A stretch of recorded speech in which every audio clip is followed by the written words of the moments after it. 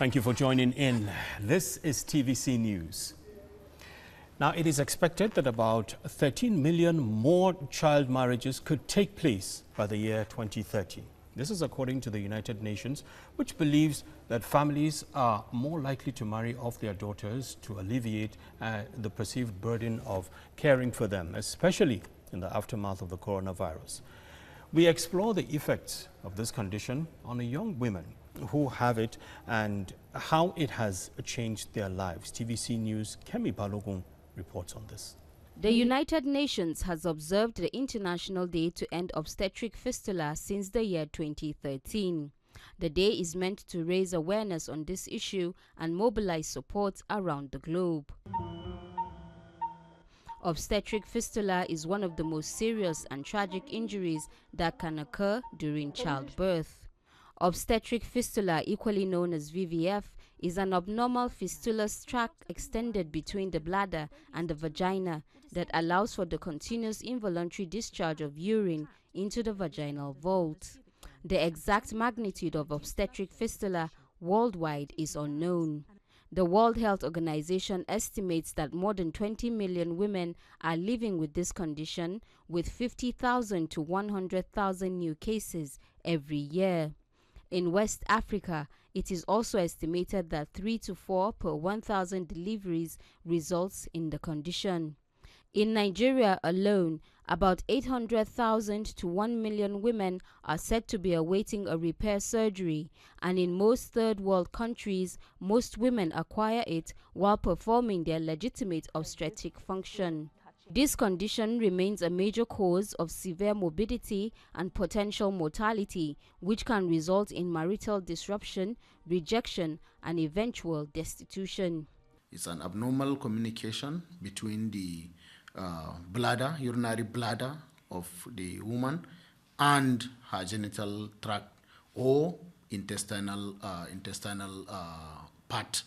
So when there's an abnormal communication, that urine is leaking through an abnormal opening that tract, or feces is coming out through that. In feces, we say recto-vaginal fistula. In urine, we say vesicle, which is bladder, vaginal, the female genital tract, fistula.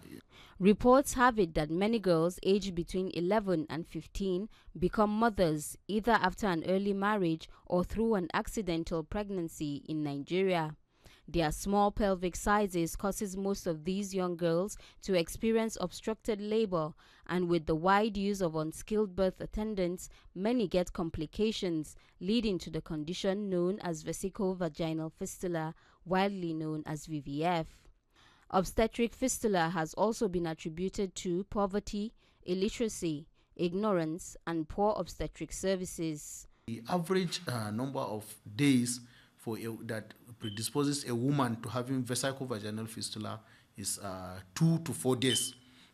So when a woman is in labor and there's a tool that is being used to monitor the progress of the labor, which is called pathograph, if that tool is not used properly, then a woman will exceed the normal time that she's supposed to have.